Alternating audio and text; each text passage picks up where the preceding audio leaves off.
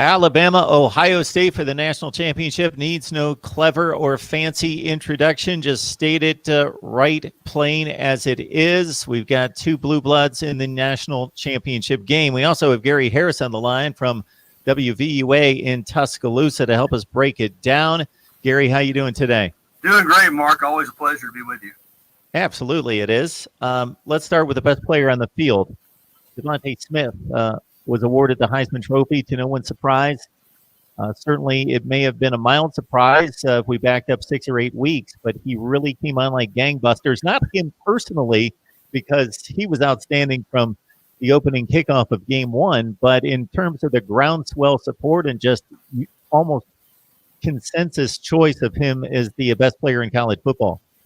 Yeah, Mark, I don't think there's any doubt about it. I think they got it right this year, and there's so much confusion, I think, with what the criteria is for the Heisman. It very simply is the most outstanding player.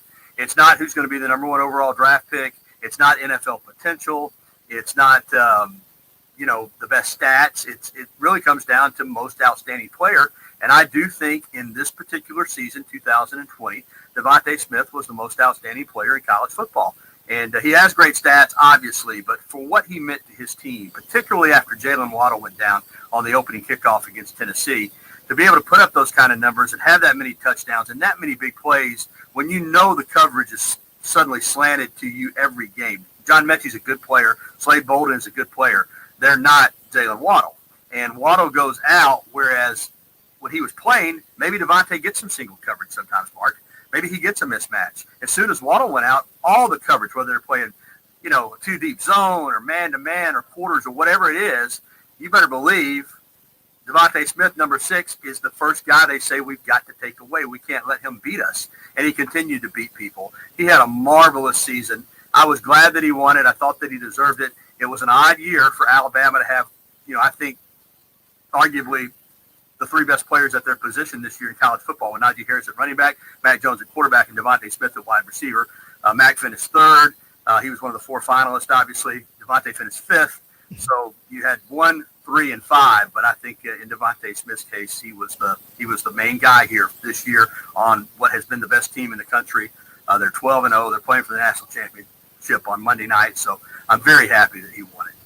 And you mentioned his running mate. He's a pretty talented guy himself, 22 yards per catch in the SEC, left the game against Tennessee, hasn't been seen since, but is on the field practicing, and we understand that it's basically his call in regards to how much he can play against Ohio State. Yeah, I think it is, Mark. He's cleared, and as you said, he's practicing. And,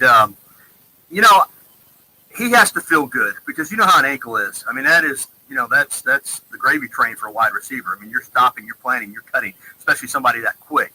So even though you've been cleared, I think he has to have full confidence. He has to feel like in a game that I can do what I need to do to be effective. So I think it's really going to come down to whether or not he feels like he can go. And I think if he says, yeah, I can go, that they're going to play him. Now, will they play him all the time? I don't know. But I tell you this, Mark, if number 17 runs out there in a uniform and he's on that field, Ohio State has to account for him. So even if he's not maybe as effective as he was prior to the injury, just in terms of the number of snaps or how many often that they go to him, if nothing else, he's a heck of a decoy. You know what I mean? So I think it'd be a big lift emotionally for Alabama if he can play in the game.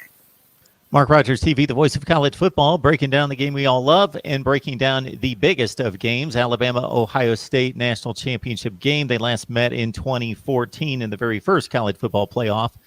We got Gary Harris on the line from WVUA in Tuscaloosa. We would ask that you subscribe to the channel once you check out our videos and live streams. We believe that will be a benefit to you as a college football fan. Hit that bell for the notifications, and when we're going live.